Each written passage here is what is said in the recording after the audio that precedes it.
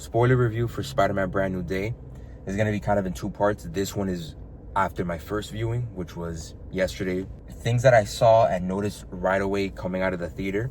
I absolutely love the way that they utilized Rage Hulk and the actual Hulk monster element of him.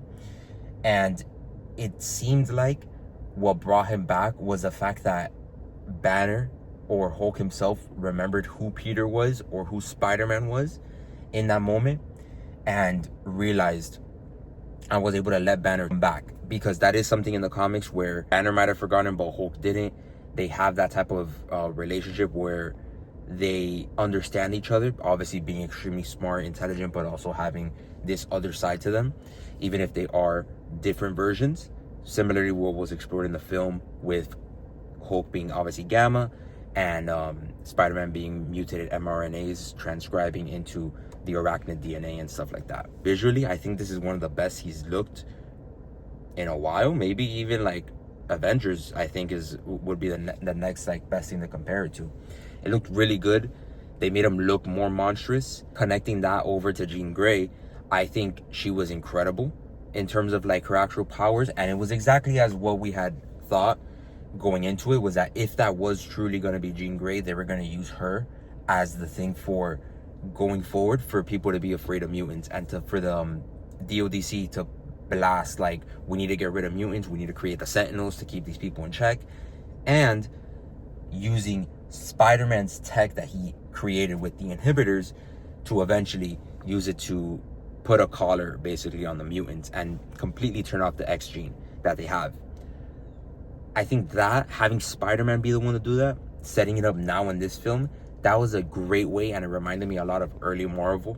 If it actually does become a thing later on, post-Secret Wars, having Spider-Man in his movie create something that later on will affect other mutants and other super-powered people, especially after the conclusion, which is when Peter and Jean make up and they seemingly have some sort of bond, some sort of friendship started. Obviously in the comics they do also have a romantic relationship. I don't think it's gonna go that far because of like how young she is.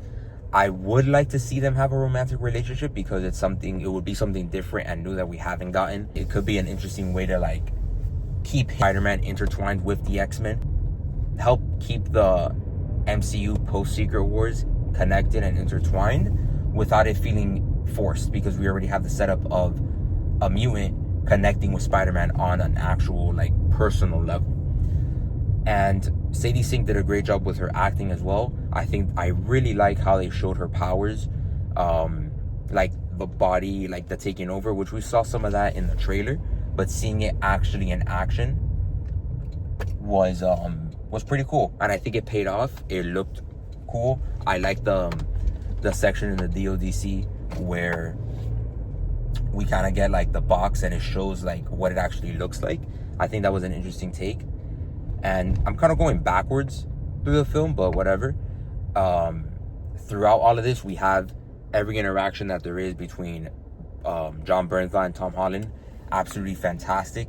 Them talking a little bit about family, Punisher or realizing the fact that Peter is really just a kid, and him kind of having that paternal aspect a little bit, because that is something that we see him have with MJ because of the way that she acts. It's similar to how Punisher acts, and he kind of acts as like a older brother, paternal figure, really caring for Peter, obviously in his own way prior, but after he ends up shooting him, it really turns up a notch. And the whole scene with him wearing the mask and cheering and grunting and stuff was hilarious.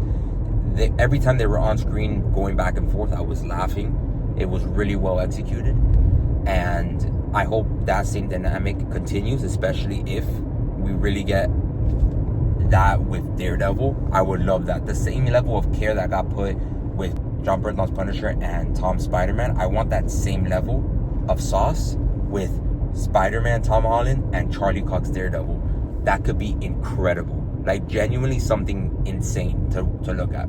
The conversations that Peter and MJ were having twice, that was probably the most impactful for me. First time under the control of Jean Grey, and the second on her own, like her own realization. of when she finds the letter, it kind of shocked me. And that was something that Tom Holland had mentioned that I saw in an interview, where they were like, there was a scene that wasn't working, they had to reshoot it and come back. And I think it was that one, because there wasn't any other extras. They were in a closed off environment. I think it was that conversation with the letter that they redid, because the emotional aspect of it hit harder. And I think it was because of the fact that maybe they tried to play it off a little bit more in the original before it got redone to what we saw in the final film, in terms of like their actual conversation and the portrayal. Because I'm not gonna lie, when they started talking and there was like that silent moment, I was waiting for like a joke, for MJ to be like, oh, your name's not Maynard or whatever. I was really waiting for that, and I'm glad they didn't do that, and they let the scene breathe, because it ended up being one of the stronger scenes in the entire film, and it was really good, and it paid off, in my opinion. And then on the rooftop, that was just emotional manipulation to the max, and that, for what it did for actual development of Peter and his character, was incredible. And it was like I couldn't believe it. Like the film is very tight in terms of like the story of like what it's going through with the whole Spidey crisis. I will say I did overhype it for myself a little bit, thinking we were gonna get Man Spider at some point, but it is what it is. I still think what they did was good. His connection to the Wolf, and how that's going to allow us to go forward in terms of him having this connection already, like a Jim Gordon. That's gonna make it heartbreaking, because like the Wolf, like they're gonna do that for sure, like her death and stuff eventually. And I do think her death would lean really well into a symbiote film, because that was his only connection prior to this film, the 4 years after No Way Home.